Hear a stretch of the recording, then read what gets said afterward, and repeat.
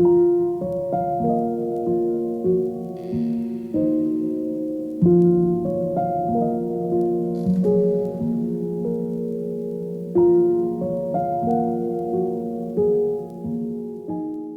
stuck at home, one thing is very evident. We do have to work, but we're not always working. It's been raining quite a lot lately, and in rural areas, rain means power cut, which narrows down the chance of me using my phone or my laptop. Mainly because it's a good idea to conserve battery, as generally we have no idea when the power will come back. I'd often sit with a cup of coffee or a cup of tea, depending on my mood, and watch the rain-drenched trees dwindle around in the stormy winds. And it's not very surprising that when you sit down with nothing to worry about, nobody waiting for you, and nowhere to be at, your mind wanders. So I've been thinking about my life quite a lot and asking myself a lot of questions lately. Questions like, why am I working for this? Where do I wish to be? Why am I making this video? And why am I still single? Well, these are questions that need answering, at least for myself. Sometimes alone, sometimes on a call with a few of my friends, I would often wonder, what is the meaning of life? Why are we going through this? What meaning would it have for us and for future generations? And why must we go through this? And about these questions, I recently read this book called Man's Search for Meaning by Viktor Frankl, and it's an amazing book, one of my favorite books as of now, and it talks about how some people go about finding a meaning of their life and some people just don't care about it. And he also talks about in this book about how you can find meaning and why it is important to find a meaning in your life. Now, Man's Search for Meaning is an exploration of how someone can find meaning of their life in the most unusual of places, even in the most horrendous environment in the Nazi Germany concentration camps. The author Viktor Frankl actually survived 3 years of his life in different concentration camps altogether. These concentration camps were really deathbeds to thousands of people, but it didn't happen for Viktor Frankl, because he survived, and he survived because he found a meaning for his life. He found a meaning in his suffering. And I would like to talk about the 6 lessons I took away from this book in this video.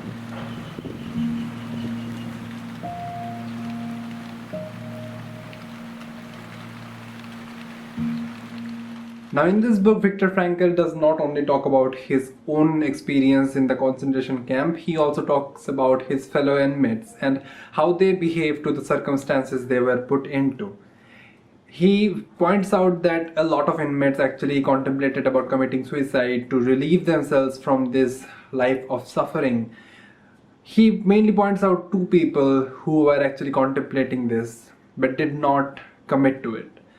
One of them had a son waiting for them in a foreign country, while the other inmate that he talks about was a scientist, and he used to write a series of books which told the world about his research, his findings and his discoveries. Now, they both had a why to live for, and that really fueled their willpower to live through and survive the concentration camps. Now, when a person finds a meaning in their suffering, a legitimate reason in their suffering, it somehow becomes easier to deal with. It's like when you can see the finish line of a race, no matter how far it is, if you can see the finish line, it becomes a lot easier to keep running. Now, the reason one finds in their suffering does not always have to be really legitimate or really logical. From the book, Viktor Frankl says he used to work as a general psychiatrist before he was taken into a concentration camp, and one of his patients who was really depressed about the demise of his wife 2 years back, and it was really taking a toll on his job and his life and everything in between. So Viktor Frankl asked him, what would have happened if you died before your wife? And that patient said, that would be really horrible for her. She would have to live through such pain and suffer a lot in those years. And to that, Frankl said, exactly my point. Don't you see, you are suffering in place of your wife. You just spared the suffering for your wife. And if you think about it logically, it didn't change anything. It didn't change anything practical. But it changed the way that patient looked at his suffering. He found a meaning in his suffering through sacrifice.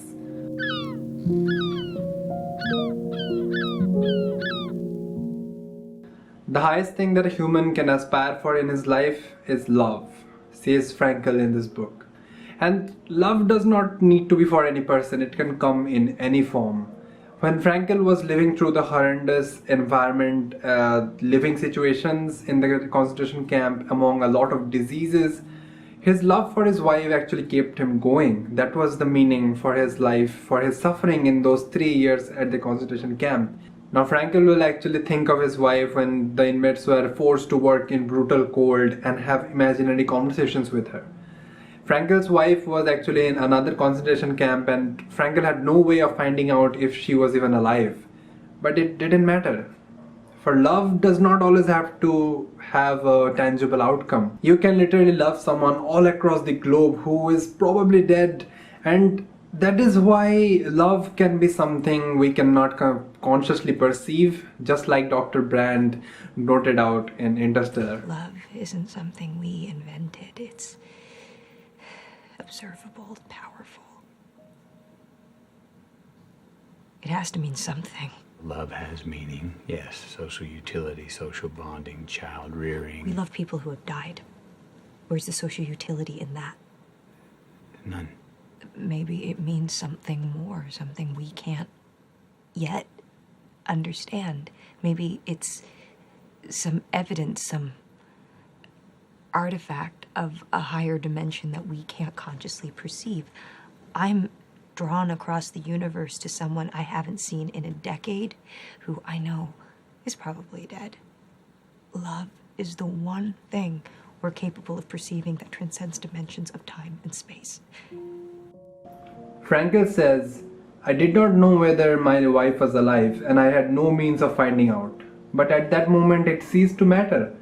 There was no need for me to know. Nothing could touch the strength of my love, my thoughts, and the image of my beloved. Had I known that my wife was dead, I think I would have still given myself undisturbed by the knowledge to the contemplation of her image, and my mental conversation with her would have been just as vivid and just as satisfying. And even for the inmates we talked about earlier, for one of them it was the love for his son, and for one of them it was the love of sharing his research with the world that kept them going. When you have someone waiting for you, you have something to fight for. Just like Jiraiya sensei pointed out in Naruto. この間修行の時エロ仙人が言ってたんだ。ジライア様が思っている人がいるところが帰る場所なんだって。素敵な言葉。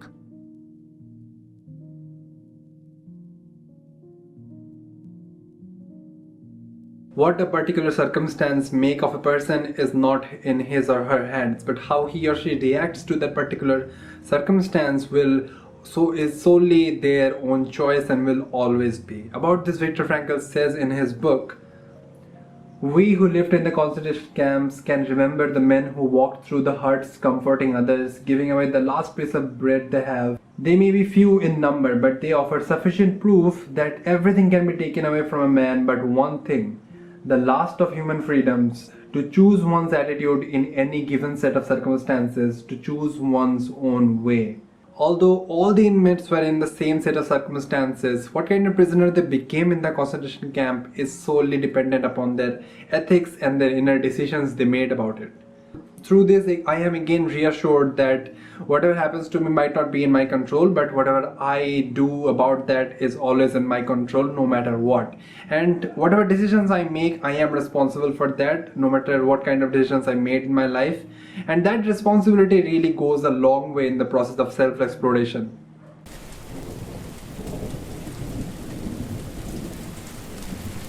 This idea that Frankl talks about in his book, I personally find it a little bit counterintuitive to the first idea we talked about. This is called fatal positivity. And it somewhat goes along the lines of having a dream that may or may not be viable, and how that can actually take a toll on someone's mental or physical health. Now, to back up this idea, Frankl tells the story of another inmate. For this inmate, he had a dream. And the voice in his dream told him that he would be free on 30th of March, and he really believed it with all of his heart. But as that date grew nearer, the war kept getting worse, and the chance of him being free from this concentration camp really slimmed down quite a lot. And on 29th of March, he fell ill, and on 30th of March, he lost consciousness and died soon after. To this, Viktor Frankl says, "The ultimate cause of my friend's death was that the expected liberation did not come, and he was severely disappointed. This certainly lowered his body's resistance against the latent typhus infection. His faith in the future and his will to live has become paralyzed, and his body fell victim to illness, and thus the voice of his dream was right after all." Now, this idea of having no expectation from anyone or anything in life to avoid heartbreak or to avoid disappointment is not something very appealing to me. I don't abide by it in my own life. Now, that is one thing to keep in mind when you're reading any kind of books, that everything that you see in that book does not necessarily need to be incorporated in your life, and they neither have to make sense to you all of the time. Everything that you read in a book, it is really important to understand that book is just a traditional way, something like a blog post or a YouTube video, and everything you watch on a YouTube video or see in a blog post or read in a blog post, everything does not have to apply to your life at every point of time. So when you're reading a book, don't just try to accept whatever is written in that book. For me, reading a book is nothing more than seeing the world from a different perspective, from someone else's perspective.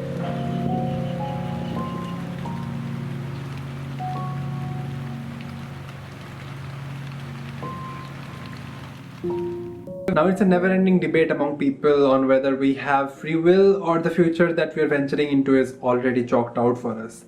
If it is all fate and we cannot change our fate, why should we work for anything? These kind of questions are really thought-provoking and really interesting to think about. Viktor Frankl also talks about this in this book. For a person who relies on fate and believes that it cannot be changed, he constantly waits for something without doing his part to make it happen. He becomes fatalistic. Instead of acting from the consciousness of a responsibility, he has a point of view that he should let things go, let things happen, and let other people do as they please. He changes from a human subject into a mere object, an object of circumstances, of current conditions, and that moment in history. Now, there is no way to prove either of these claims, at least not now. We might even be living in a simulation like the Matrix movie told us. Our future might already be planned in great detail, but I like to believe in free will. I like to believe that whatever I do now will actually affect my future, and I can change my fate in some way or other way possible. This idea of free will gives me courage that I am in control of my life and I can change my future as I see fit. Now, whether or not free will exists, that's a different debate, but I don't want to know. I am happy with believing in free will, be it reality or a mere illusion.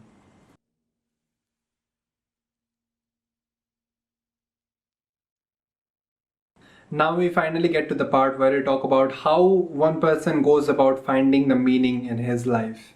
Finding a meaning in life often is attached to finding a passion or a work that is consistent throughout one's life. People think if one finds the meaning in being a musician, it's assumed that they practice day in and day out. People assume that for writers, artists, and entrepreneurs, all the same. But Frankl's idea of meaning is a bit different. Rather than sticking to one objective meaning, Frankl argues that the meaning is not only subjective but ever-changing. In order to live a meaningful life, we have to identify what is meaningful to us in each and every moment. For in life often changes very quickly over time, and that's totally fine. Life isn't complete without suffering and struggle, and it's really important to identify the goals and the aspirations which give meaning to those sufferings. As we struggle to reach those goals and we fight against the inherent pain of life, we find meaning that keeps us moving forward. Like, imagine this, if we got everything we wanted to without any work, life will be pretty boring in my opinion. A life where we are thriving to get somewhere or something constantly, or at least most of the time, seem more fulfilling to me. Now, in this short little time, I could only scratch the surface of what this book has to offer. Man's Search for Meaning, this book by Viktor Frankl is one of my favorite books, and I cannot recommend it enough to each one of you. You can find a link to buy the book in the description. And about this whole video, I wanted to say that making this kind of calm and slow video about a book, I really enjoyed the process and I wish to do it more in the future. Let me know what you guys think. If we go about making this something regular, we will have to think about a name of this series. That will be really interesting, I guess. And yeah, I'll be looking forward to your comments.